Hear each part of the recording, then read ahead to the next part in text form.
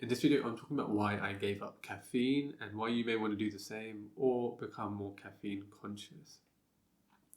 In today's world, we are consuming a significant amount of stimulants. Coffee is one of them, but there's also so many others.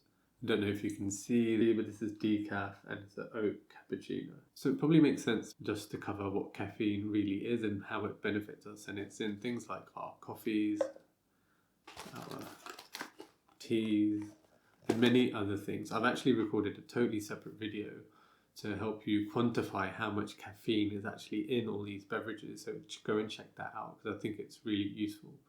And if you're thinking about working on your health in a meaningful way, maybe I can interest you in signing up to my newsletter. In it, I try and help you build a mental framework to focus on your health in a meaningful way in the first 7 days. And then we talk about things like weight management and energy and mood management. So carrying on with what we're talking about here is we know that caffeine has its uses. It's highly stimulating, it helps us focus, it can make us feel alert. It blocks the chemical in our brains called adenosine that makes us feel more tired. So sometimes we drink it at night when we maybe need to get through that last stint of work. The other side of caffeine is because it is a stimulant, it does increase the amount of cortisol and adrenaline in our body. Whilst in periods when we're not too stressed, we may be able to manage it. We also may end up just getting used to having a high level of cortisol and adrenaline pumping around our body as we get used to the caffeine content. But when we're really, really stressed and our nervous system is being maxed out, and that's the reason personal to me of why I gave up caffeine, then we can really begin to feel the impacts of it. And really quickly, how much caffeine should you be having a day? Well, they say it should be something in the region of 400 milligrams a day, and depending on the kind of coffee you're having, something like this from a high street shop can have close to 200 milligrams or even more if you drink from somewhere like Costa Coffee, which seems to have more caffeine in it.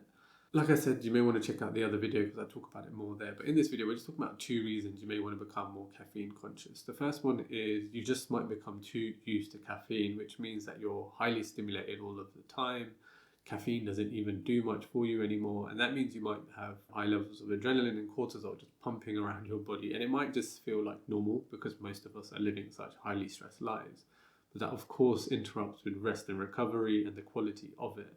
So you may want to just think about reducing that. If you're having 2 of these and maybe a ton of coffee and maybe a Red Bull and maybe even a can of Coke or Pepsi or whatever else people do to keep their energy levels up, you're probably way over the 400 milligram caffeine recommendation a day anyways. And just because you don't feel it doesn't mean your body's not taking note of it. And that's one thing to realize.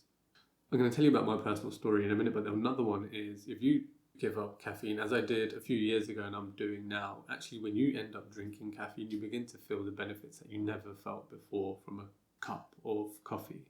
And then you begin to realize how normalized it became for you and your nervous system just to be so highly stimulated. And I think it has its uses and purposes when we want to focus, but this is not a perpetual mood or frame of being that we want to be in. At the end of the day, we need to rest and recover, and that's how we're going to feel at our best. We don't want to be relying on caffeine every single day just to feel normal and have the energy levels to do what we want to do, because that is not good health and well-being.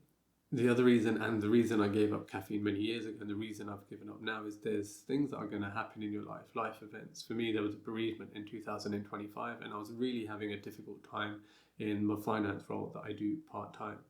And it just meant that my nervous system, my stress levels were just being maxed out, and I felt a little bit jittery, I felt really stressed and anxious at times.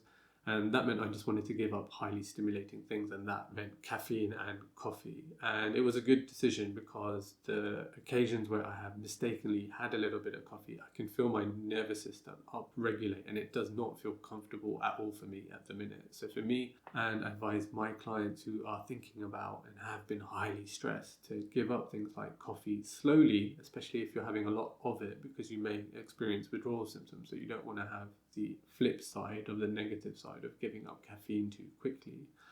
But at the same time, reducing your caffeine content and allowing your nervous system to rest is just going to be good for you in the long term. The reason I made the other video on caffeine is because so many different beverages actually have coffee, and sometimes it sneaks in, and I just wanted to better understand the amount of caffeine in all these various drinks. And that could be your high street coffee, your coffee at home, your tea, your matchas.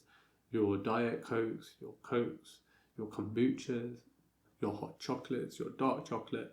Caffeine is in lots of different things. And if you don't want to be highly stimulated and you want to give your nervous system a rest, then you may want to think about reducing and stepping away from these. And of course, caffeine isn't the only stimulant out there. There's things like sugars. Also, some of these artificial sweeteners are stimulating. Even the chemicals and things like medicines, I found out when I was a little bit sick that also end up having stimulants in them to make you feel more alert and better.